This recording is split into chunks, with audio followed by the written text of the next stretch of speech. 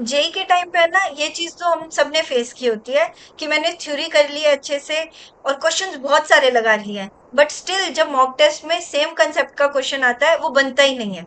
और तब लगता है कि इतने क्वेश्चन करने के बाद भी ये क्वेश्चन क्यों नहीं बन रहा है, और वो एक डाउट क्रिएट कर देता है मन में।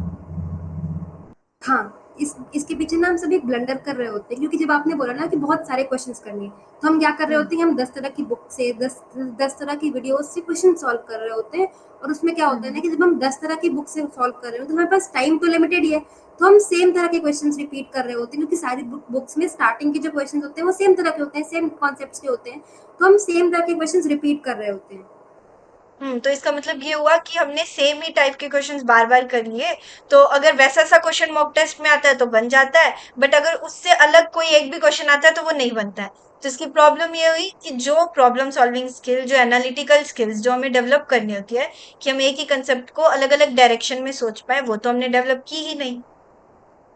एंड सबसे इम्पोर्टेंट चीज, जब हम 10 तरह की बुक से 10 तरह के क्वेश्चन सॉल्व कर रहे होते हैं, तो हमें एक फेक मोटिवेशन मिल रहा होता है कि हमने क्वेश्चन तो सॉल्व कर लिए हैं, अब तो क्वेश्चन बन जाने चाहिए। और जब वही सेम चैप्टर के क्वेश्चंस पेपर में नहीं बन रहे होते हैं, मॉक टेस्ट में नहीं बन रहे होते हैं, तो हमें बुरा सा लगता है कि हमने जब क्वेश्चन सॉल्व किए थे। अब इसमें दिक्कत क्या है ना कि हमने डेप्थ तो ले ली कि उस कॉन्सेप्ट में डेप्थ तो है हमारे पास, बट क्योंकि उस चैप्टर के कॉन्सेप्ट की वैरायटी नहीं है हमारे पास, हमने उस तरह के क्वेश्चन सॉल्व ही नहीं करे हैं पहले, और हमने बहुत सेम तरह के क्वेश्चन सॉल्व करे हैं। तो एक तो हमें फेक मोटिवेशन मिला कि हमने क्वेश्चन सॉल्व किए, जबकि हमारी डेप्थ तो हो गई लेकिन वैरायटी कॉन्सेप्ट क्लैरिटी नहीं हुई इस हम्म। चैप्टर में। तो पॉइंट ये है कि हमें जैसे ही प्रॉब्लम सॉल्विंग स्किल्स को डेवलप करने के लिए क्वांटिटी से ज्यादा क्वालिटी पे फोकस करना होता है। तो जितने वैरायटी के क्वेश्चंस हम सॉल्व करेंगे उतना हम सोचना सीखते हैं कि एक ही कंसेप्ट को कितने अलग डायरेक्शन में सोच के क्वेश्चन सॉल्व किए जाते हैं, एंड देन वो प्रॉब्लम सॉल्विंग स्किल डेवलप होती है। तो प्रॉब्लम ये है कि हमने क्वालिटी पे फोकस नहीं किया है। अब इसका सॉल्यूशन भी यही है कि हमें क्वालिटी पे फोकस करना है। वो हम कैसे करेंगे? वैरायटी ऑफ क्वेश्चंस को सॉल्व करके और एक कंटेंट को फिक्स करके। तो जैसे ही मैंने फिक्स किया कि मुझे इस बुक से सॉल्विंग करनी है, तो मैं एक बुक उठाऊंगी, उसकी सॉल्विंग स्टार्ट करूंगी। और अगर मैंने फर्स्ट क्वेश्चन किया और सेकंड पे गई, अब मुझे सेकंड क्वेश्चन देखते ही पता चल जाएगा कि ये फर्स्ट जैसा सही है या अलग है। तो अगर सेम है तो मैं उसको स्किप करके नेक्स्ट क्वेश्चन पे चलूंगी टाइम बचाने के लिए।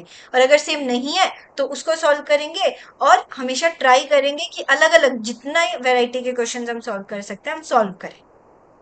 हाँ, क्योंकि जब आप सेम कंटेंट सॉल्व करोगे ना, तो आप ऐसा होगा ना कि जो सेम कंटेंट आप सॉल्व करोगे, आप 10 तरह की बुक से 10 तरह के क्वेश्चन सॉल्व कर रहे होते हैं, उससे उससे कम टाइम में आपकी वो एक बुक हो जाएगी जो उस चैप्टर की। एग्जैक्टली। हाँ, जब आप सेम कंटेंट सॉल्व कर रहे होगे बार बार, तो एक तो आपका रिवीजन हो रहा होगा, दूसरा जब आप रिवीजन करते हो तो आपकी कॉन्सेप्ट की क्लैरिटी और कॉन्सेप्ट का जो आप पढ़ रहे हो उसका उसमें इन्हांसमेंट होता है। तो वो हम्म। चीज़ आपके लिए बहुत अच्छी है, क्योंकि इससे मुन्ना मुझे एक ब्रूस ली की लाइन याद आ रही है कि I don't fear the person who has mastered 10,000 kicks, I fear the person who has mastered one kick 10,000 times. Hmm. क्योंकि जब हम एक ही कंटेंट को एक्सट्रीम बार रिवाइज कर लेते हैं ना, तो उससे होता ही है कि हमारा खुद का कॉन्फिडेंस बढ़ता है, क्योंकि रिवीजन से हमेशा कॉन्फिडेंस बढ़ता है। और एक लाइन बोलते थे दोस्त कि रिवीजन से ही रैंक बनती है। तो जितना ज्यादा जरूरी है अपनी प्रॉब्लम स्किल्स को डेवलप करना सॉल्विंग के थ्रू, उतना ही ज्यादा जरूरी होता है रिवीजन करना।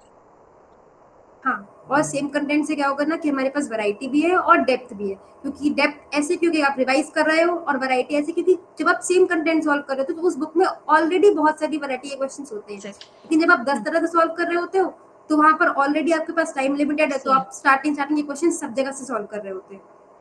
तो इस चीज का सोल्यूशन यही है कि आपको अपना कंटेंट फिक्स करना है, और जो आपका प्रॉब्लम सॉल्विंग है उसमें आपको ध्यान रखना है कि आप रिपीटेड क्वेश्चन सॉल्व नहीं कर रहे हो।